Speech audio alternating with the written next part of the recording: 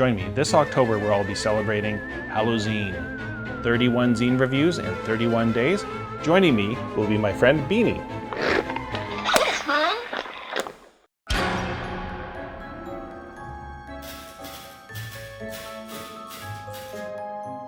Welcome to another edition of Halloween. With me today, as always, is Beanie. How's it going, Beanie? You? Right on. Okay. Today we are looking at Durf, the collected edition by Emiel Boven. It is an OSR rules-light game. You can see this version is handcrafted by LFOSR. Leo from LFOSR has been a guest on my show before. Put a link up there so you can check it out. So what is Durf? It's a rules-light dungeon fantasy inspired. Durf is a rules-light fantasy game inspired by both the new and the old of the OSR. Inside this collected edition, you will find quick and easy rules for playing an adventure game of wonder and peril. Optional rules for using character archetypes to define your character during character creation. An alternative blunder table with more permanent effects, rules for playing 0 HD characters, and 2 dungeon modules to start playing right away. So once again, handcrafted, you can kind of feel the quality paper from LFOSR, written and illustrated by Emiel Boven, edited by Ava Islam, and printed by LFOSR, all names that are probably familiar to OSR folks. So we've got our table of contents, the forward. Let's see what Emiel has to say. I created this game when I was looking for a simple OSR style system to play with my friends. I was searching for something easy to use, had some of the OSR elements I liked, risky combat, simple stats, and prepping before an expedition, but also some of the modern ideas, reduced bookkeeping, quick character generation, and a simple advantage system. Emiel goes on to say they read a bunch of games, and this is the result, creating a character. So this might be familiar to, Into the Odd or Cairn. You got strength, dexterity, and willpower. However, the difference being is that it's not a roll under, it is a roll over, but the attributes are somewhat different. So it's a roll D3, which is a D6 halved, and then you round up to determine each of your PC's attribute scores. So as this example goes, this would be a 3, 1, and 1, and 3, 1, and 1. So that's 5. Do my math at a grade 1 level. So you would have 5, and then that gets added to your D20 roll. So when you are, we're probably getting a bit ahead of ourselves. But when you're rolling and you roll a 3 plus 5 of your strength, and that's what your roll would be. So that's kind of the basics of it, but there's hit dice and inventory slots. So some of this might be familiar. Inventory slots, as we've mentioned in some of the previous games that we've reviewed. There's belongings, and there's a D40 table here. So I do not have a D4. I personally hate D4 dice, and I rarely have them kind of handy. But so if you roll a D40, you roll the 4 and then the D10. So let's just say we rolled a 2, and then 21 would be a sack of dry chicken feet. What could we do with that? And then you get your name, and your character is ready to go. Action rolls versus saving throws. If there is a risk of something happening or needing to achieve something, as I mentioned, you roll the D20 plus the attribute, so 21, and that would be a success. If you're opposing something, just say you're pushing a door, one on the other side, one on the other side, it's the highest roll between those two that would be successful, and the other one would fail. There's also a buffs and a break. So if you have a buff, that's basically an advantage, and a break is a disadvantage.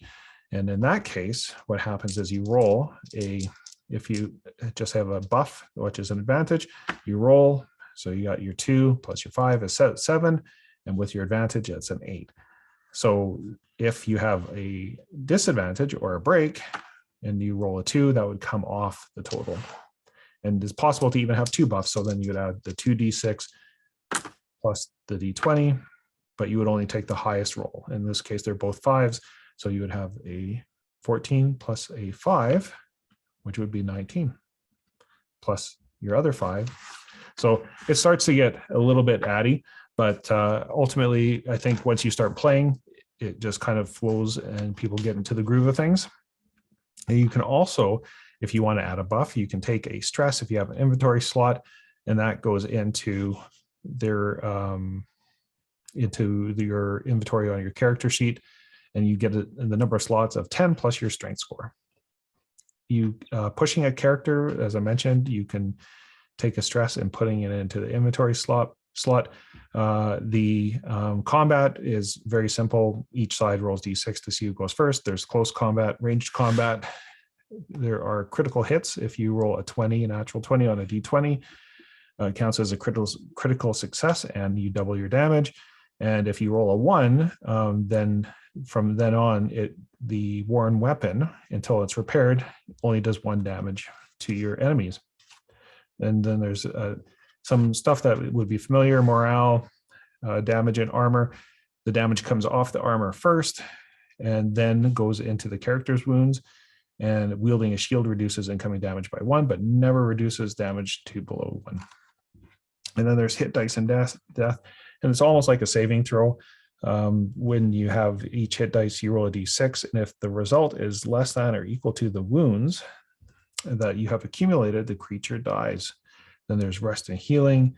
In a safe location, you get all your wounds back. And time is 10 seconds in a round, 10 minutes in a turn. And a watch is 4 hours. And then advancements is 1,000 times your current HD. So as you go up, it takes more HD to advance further. And then you can increase your character by having your attribute go up by 1 point, although no attribute can be increased above 8. And then you can also learn a new spell. But a PC cannot have more than 12 hit dice. If they get to 13, they should retire. There's also some spells, and you basically make a roll against your will to have it be successful. And if you have a blunder, there is a d20 table here. I got a 4. The caster's hands turn to slippery fish heads for 1d6 turns. And here's some spells that you can use. Demonic Servant summons a demon to complete a simple task. There's like healing, levitate, talk with spirits, weave lights, swarm form, worm ray, truth sight, bolt, animate armor. So, a lot of these are familiar with maybe different skin names on them. And then here is some equipment. You buy in GPs, gold pieces. Supply is an abstract term representing the gear. And so here's some item examples.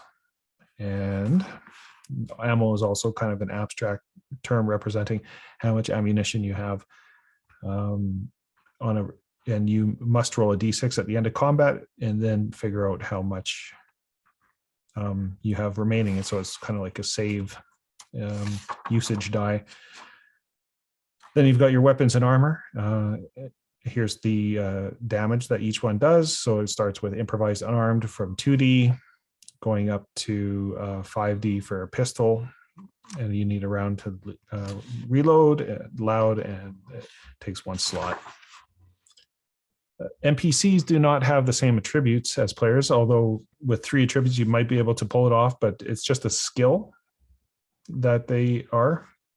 And their hit dice, armor, morale, and possible attacks or special abilities, and then their reaction roll. You can convert OSR monsters by quickly adding 1 or 2 to its hit dice to create a skill value, determine its armor based on the type, heavy, medium, light, etc., and determine the damage for its attacks, special abilities. And here's some example NPCs that you can work with. Flesh Orb of Zuld, and there's some Echo Gecko, Myconid, Spell Claw, Shadow, Dragon, Eel Folk, And here's some magic items that you can use and identifying them, and scrolls. So here's a Tonic of Health, Whisper Cloak, Rod of Anti-Magic, Dream Flute, Eye of Edna, Giggle Dust. So some cool stuff in here. Here's some optional rules, because it's, you know, meant to be simple. Here's some optional rules as far as if you want to have archetypes, fighter, and some belongings, magic user, cleric, and thief, with D12 belongings for each. Here's some alternate blunders that you can use if your magic failure comes with a greater price. So this is like a next level blunder, and you have 1 in 10 chance of it being permanent. And then if you want to do like a funnel, here's options for a 0 hit dice character, which is start with 0 HD, 2 supplies, and name your character and run them into the dungeon and see what happens. And here's some adventures that are part of it. You have Lair of the Gobbler. So I'll just read the intro. We won't get too much into these, but deep in the barren moot swamps stands a ruin, forgotten by most. Inside lives a creature with an insatiable appetite and its loving mother who cares for it for nothing else besides her precious child.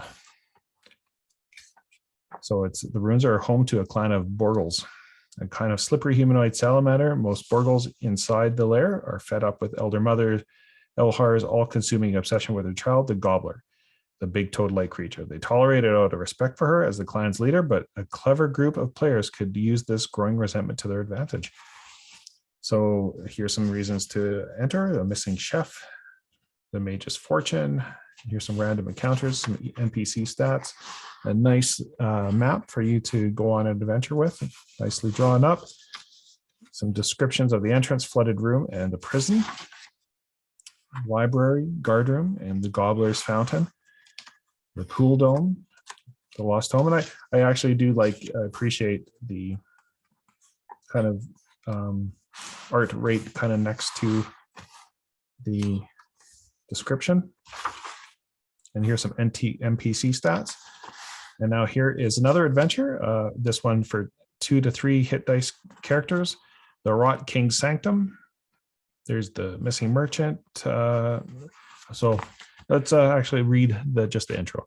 Somewhere in the sewers under the city of Cliff's End exists a hidden entrance to a forbidden temple. This unholy place is dedicated to the Nithis. Oh, yeah, Nithis, my eyes are not able to pick up that small font. Nithis, the god of decay. The cultists in its halls are led by a scheming cleric who calls himself the Rot King. So reasons to enter: missing a merchant, Archmage's Tome, Divine Gambit. And here's some random encounters, similar format as the other one. Here is your map that you can use, and similar style as the other one: entrance hall, living area, storage, guard post, shroom gardens. Everybody loves a shroom garden. The grinning statue. Cells, central hall, empty room, treasury. And here's some magic items that you might find, and I should probably say spoiler alert. There's the carrion crawler, or crawler for those that I think that's under. I can't remember if that's under open license or not.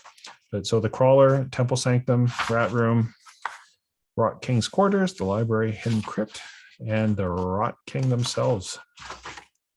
Here's some NPC stats. And finally, on the last page here is a small character sheet with the portrait, spells, slots. Here's some HD and runes. And Durf, yeah, it's a fun minimalist game. And just as build, it's just kind of a combination of the OSR and the new SR or NSR. And one of the things that a personal preference, I suppose, is that I actually like rolling over items. Rolling under has never seemed kind of fun to me, but I get why some of the mechanics in other games do it, and it's not that they're bad or anything like that. But I actually like the rollover portion of games myself, and being able to compete with trying to roll over. And so yeah, it's just a little bit different in that respect from some of the like I said, Into the Odd or Karen with the 3 stats thing. But anyways, Once again, this is Halloween, and just on our last week here. And don't forget to enter at daikugames.com to be part of the draw that's taking place on Halloween Day. Happy Halloween, ladies.